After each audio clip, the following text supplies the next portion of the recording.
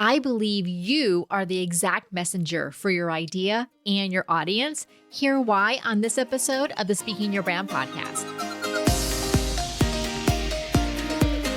More and more women are making an impact by starting businesses, running for office, and speaking up for what matters.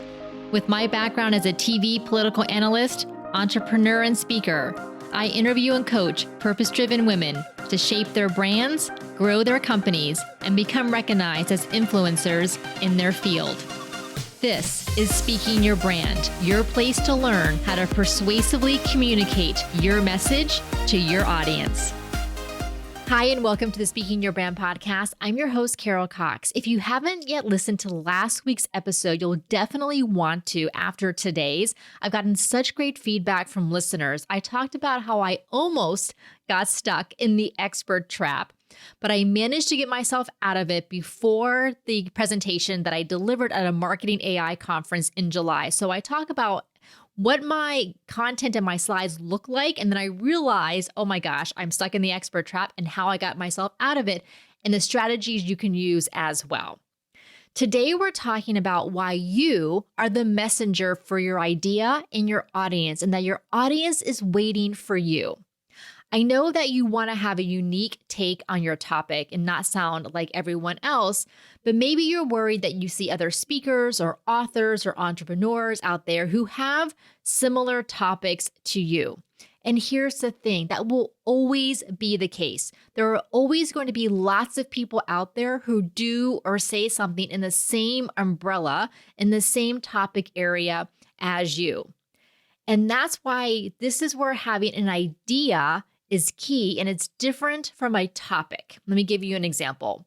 Here's a presentation topic that you could see at a conference or at a lunch and learn that you're going to, something like 5 ways to improve your social media marketing, or how to save for retirement. Those are topics. And yes, you will see those everywhere. If you go to a marketing conference, you'll see 5 ways to do your social media marketing. If you're going to a business or a finance conference or event, you'll hear about how to do financial planning or how to save for retirement. Those are topics, and the problem with just having a topic like that is that you become undifferentiated. You're what I call a commodity speaker, which means you're interchangeable with everyone else. So you're not going to get those higher profile or paid speaking engagements that you want. You're also less likely to generate leads and clients from your presentations. An idea is so much more, and that's what makes your talk interesting and memorable.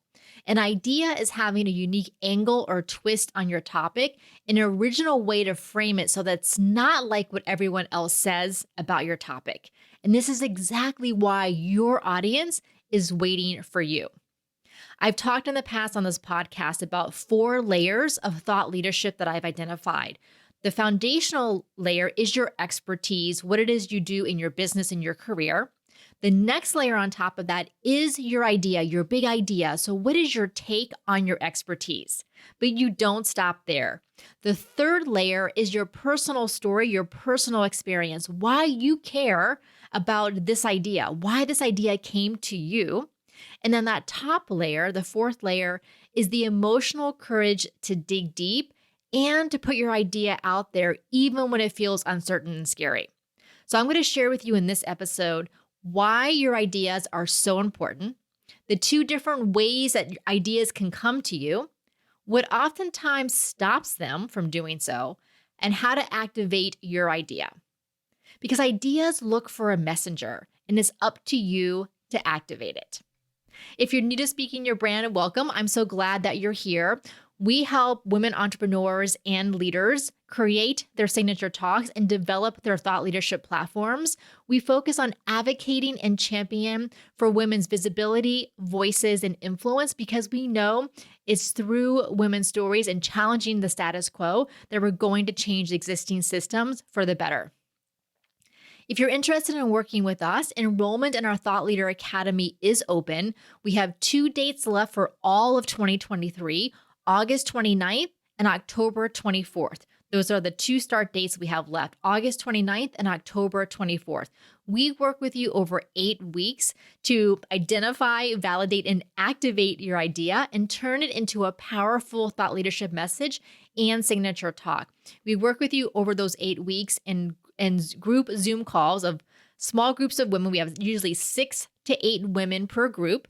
And then you also get a one-on-one virtual VIP day with us to create your signature talk. And clients say that that process is magical. You literally see your idea and your talk come to life.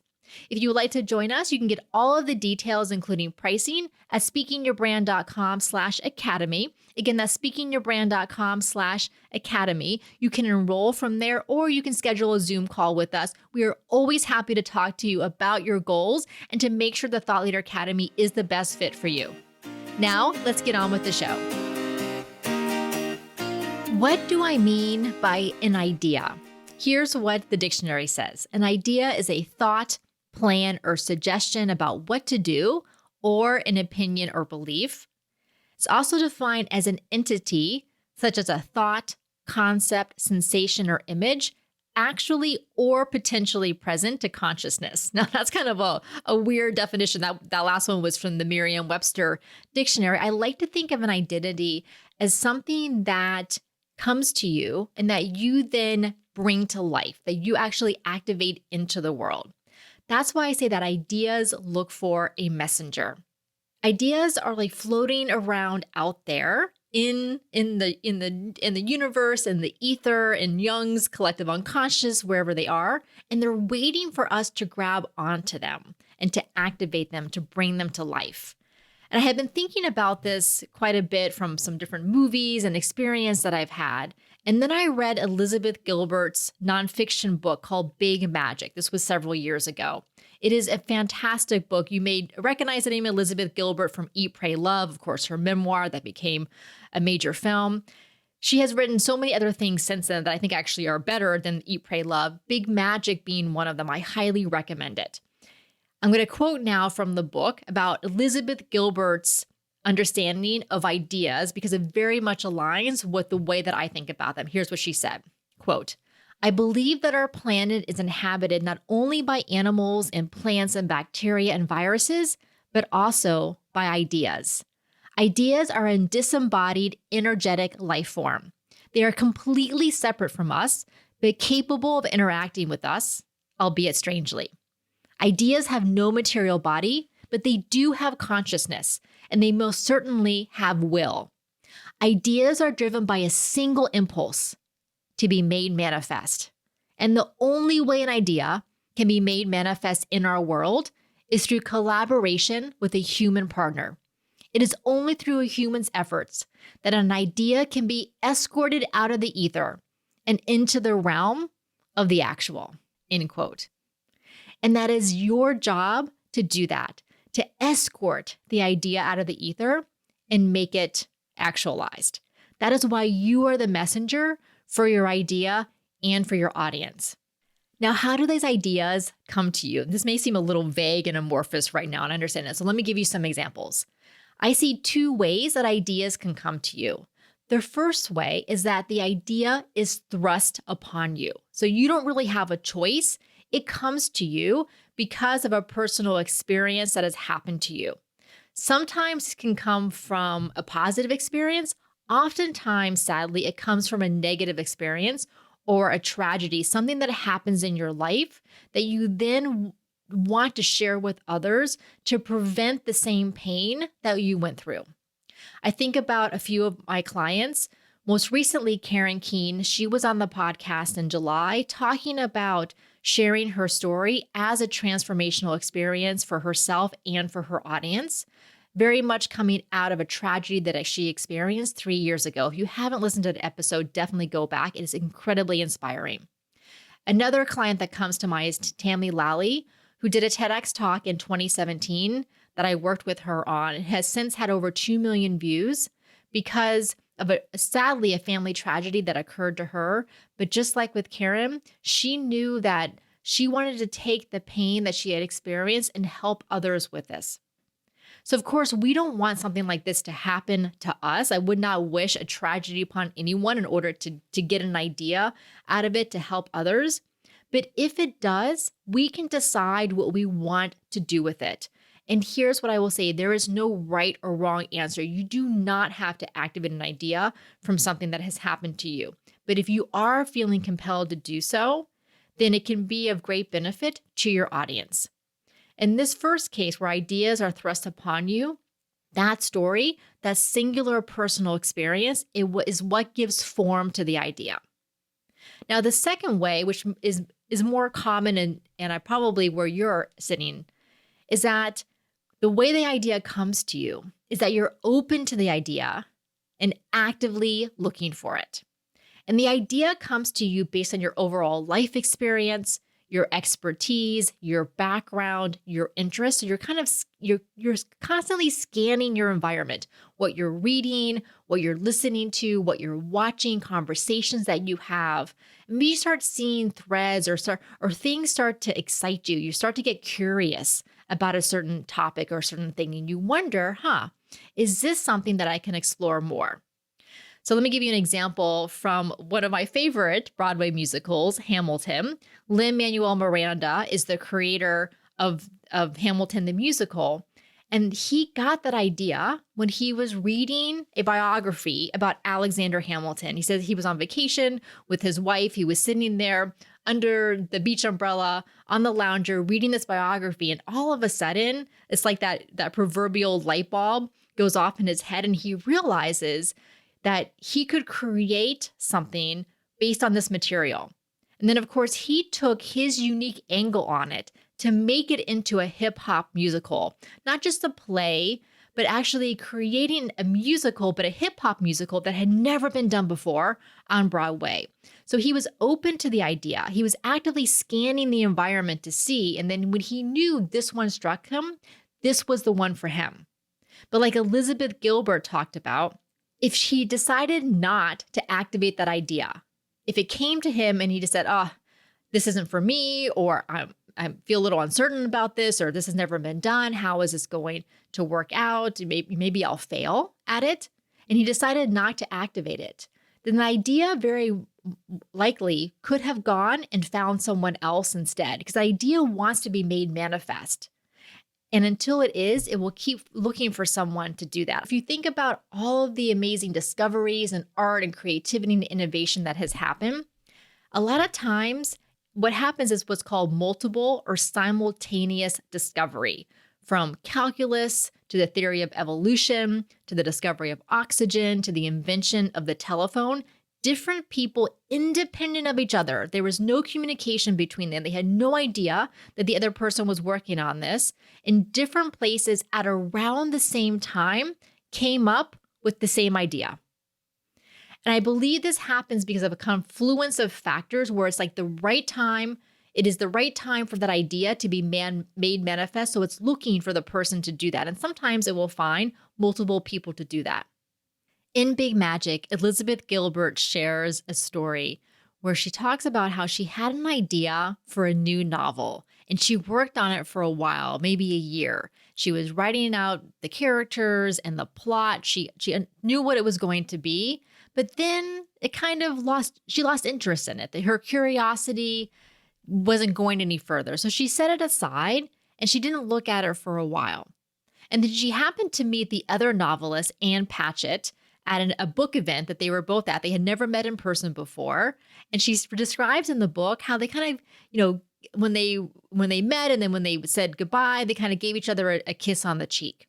And then they continued to correspond with each other, actually through handwritten letters is how they corresponded. And it wasn't too long after that Elizabeth Gilbert decided that the original novel that she had been working on with the plot, the characters, everything she had mapped out, it was not for her. Instead, she had an idea for a completely different novel. She decided to work on that new one instead. And what happened, unbeknownst to Elizabeth Gilbert, is that Anne Patchett all of a sudden came up with an idea for a new novel of her own that was almost the same. Plot, location, characters, even character names as that original novel that Elizabeth Gilbert had plotted out, but then had set aside and eventually had abandoned. And Elizabeth Gilbert says in the book that she believes that kiss that they shared on the cheek literally passed the idea of that novel from Elizabeth Gilbert to Ann Patchett, because that idea wanted to be made manifest. And it realized, with Elizabeth Gilbert's permission, that it wasn't going to be her anymore that was going to make that idea manifest. Oh, I actually get goosebumps every time that I think about that story and when I read that story in Big Magic. Let me give you a third example of how ideas can come to you. I recently saw the new Barbie movie. Perhaps you have too. I loved it. I had a feeling that I was going to like it, but it was funny, it was witty, it was creative. All the set design, the musical numbers, the costumes, and of course, the message that is embedded in it. Greta Gerwig is the screenwriter and the director, and she did an incredible job with that movie. And the idea for the Barbie movie, the way the Barbie movie would have to be done in the year 2023, Greta Gerwig was the messenger for that idea. Mattel, the toy company, had decided back in the past decade or so that they wanted to do more with their intellectual property, with their IP like Barbie. Margot Robbie, the actor who plays Barbie in the movie, had been talking to Mattel about licensing it to create a movie. So the conversations had been going on for a little while. In the meantime, Greta Gerwig had made the movies Lady Bird and then Little Women and had gotten wide acclaim for them, including Oscar nominations. So now here is Greta Gerwig, who was in the right place in her career where she had done quote unquote smaller movies than what something like a Barbie summer blockbuster would be. She had done smaller movies. She had learned her craft. She had honed her craft as a screenwriter and director. She was now ready to be the perfect messenger for the idea of the present day Barbie movie. And when Greta Gerwig met with Margot Robbie to talk about it, originally Greta Gerwig was going to write the screenplay with her partner, Noah Baumbach, but then she wasn't sure she was going to direct it. But once they wrote the screenplay, she realized that this was an idea that she had to make manifest by also being the director of it. Again, it's an incredible movie. If you haven't seen it yet, I highly recommend going to see it. But that's another example. Sometimes ideas come to you because someone comes to you and says, I've seen this other work you've done, and I think you'd be the perfect person to do this. And you may have some self-doubt or some uncertainty, but really think about and sit with whether you are indeed the perfect messenger for that idea, for that audience at this time. And that's why when an idea comes to you, when you have an experience, when you see something that's going on in your industry, in the area that you work in, and you think, things could be better, things could be different, there could be a change here to make things better for people. Once you start having that inclination, then it's up to you to activate it because you are the messenger for that idea and you are the one that your audience is waiting for. Now, sometimes this can be challenging. What gets in the way of activating ideas that come to us are fear and perfectionism. The fear oftentimes shows up as, what if other people don't like it? What if I try it and it doesn't resonate? What if I try it and it fails? It doesn't get the reception that I want. The other side of fear is you do it, and then what if it's not as good as you imagine? What if the fantasy of activating the idea doesn't turn out to be the reality? So that is one thing that gets in the way of activating the idea is fear. The other thing that gets in the way is perfectionism. And I'm going to quote again from Elizabeth Gilbert in Big Magic because I think she says this so well. And of course, she's a beautiful writer, so I'm going to go with her words. Here's what she says, quote, "Perfectionism is a particularly evil lure for women who, I believe, hold themselves to an even higher standard of performance than do men. There are many reasons why women's voices and visions are not more widely represented today in creative fields.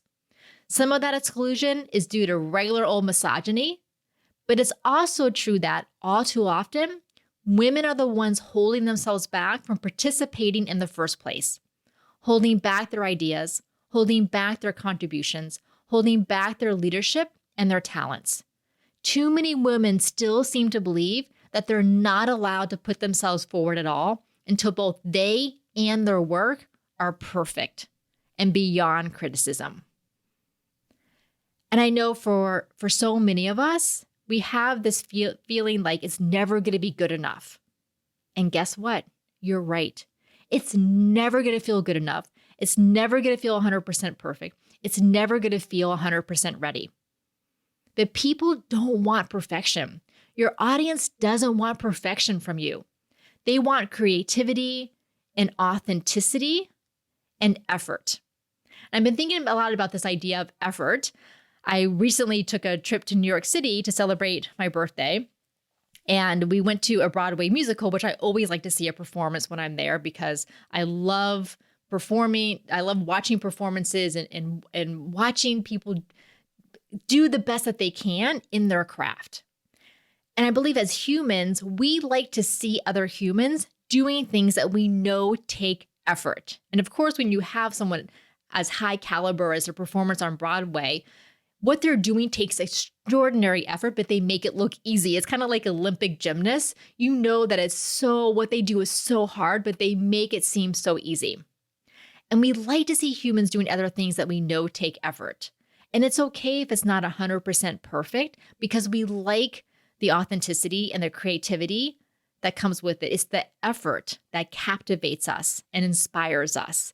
And this is why I believe that AI created content and art will have its limits.